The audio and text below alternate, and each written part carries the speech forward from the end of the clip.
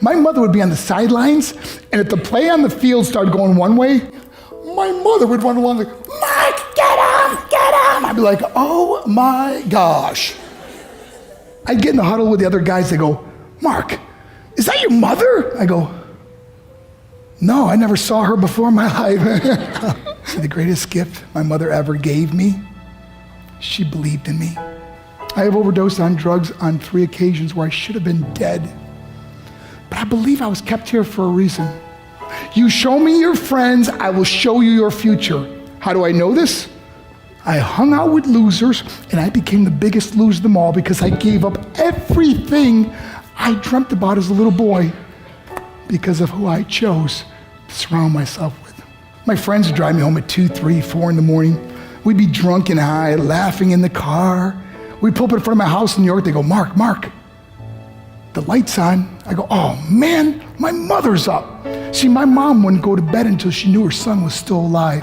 I'd walk in, she'd say, hi Mark, how was your night? I go, it was good, Mom, I'm just gonna go to bed. She goes, can I talk to you for a minute? I go, Mom, I'm tired, I'm just gonna go to bed. She goes, Mark, I haven't seen you all day and all night. Can I please talk to you? I said, man, just leave me alone. You bug me. I'd slam my bedroom door on the one person who believed in me. I was on a worldwide tour and we were wrestling overseas in Japan. After my wrestling match, I went upstairs in my hotel room and I fell asleep. There was a knock at my door at 3 o'clock in the morning. I got out of bed and I looked through the safety window and I could see it was a Japanese promoter. So I opened the door and he said, Mark, you need to call home. There's been an emergency. I went and got on the hotel room phone. I called back to the United States. I said, hey, what's going on? They said, Mark, I don't know how to tell you this. I said, just tell me what happened. All of a sudden they started crying. They go, Mark, I can't tell you. I said, just say it. They said, Mark, your mother died. I just threw the phone down. I ran out of my hotel room. I took the elevator to the lobby, and when the doors opened up, I just ran out into the street. I mean, there was no cars, there was no people. It was 3 o'clock in the morning. And I walked down the middle of a street in Hiroshima, Japan, and I remember looking up and just saying, Mom, I am so sorry. I flew home for her funeral, and I was so nervous to walk up to her casket, so I just stood way in the back.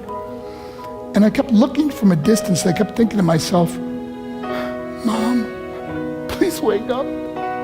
Please get up. And then I finally got the nerve to walk up to her. And as I got closer, I could see my mom for the first time. I mean, she was so beautiful. She was dressed in white. I mean, she looked like an angel. And I just stood over and I said, Mom, you are my hero. Everything I am, everything I hope to be was because of you. You loved me so much, you gave me a life. You're the only one that ever believed in me. How did I repay her?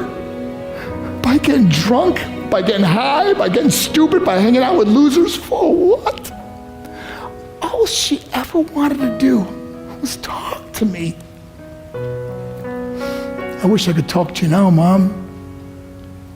I wish you could see what I'm doing. Why couldn't I have been a better son? We are defined by our choices. But if you surround yourself with people involved in drugs and alcohol and pills, it's a dead end. I'm not here to preach to you. I'm here to tell you I lived that life. It leads to broken hearts, broken relationships, broken dreams, and death. For what? To get high? If you have a mother or a father, when you go home, tell them how much you love them. See, my whole life was about being rich and famous. I had to be a millionaire. I had to win the race. I had to win the race at the expense of my marriage, my family, my friends. For what? To be all alone in the world? I learned what is truly important, and that is how precious this gift of life is, and our families, and how quickly it can be taken away. See, I no longer live in time, I live in moments. See, it's not what's in your pocket that matters. It's what's in your heart that truly matters. Love is just a word until somebody comes along and gives it meaning.